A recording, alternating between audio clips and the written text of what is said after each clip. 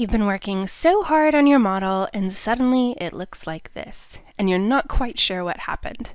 So when this happens, what you've done is accidentally turned on back edges. So the long way of doing this is if you go to View, Edge Style, and then you'll see that there's the back edges, it has a tick next to it. You'll also notice that there's a shortcut key of K.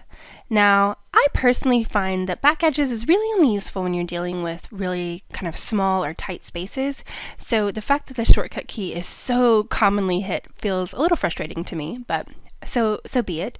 So basically, if you just press the K key again, it will turn off those back edges and you'll get back to your normal looking model. So if for some reason you accidentally make your model look really complicated and hard to understand, just press the K key and that should turn those back edges off and on.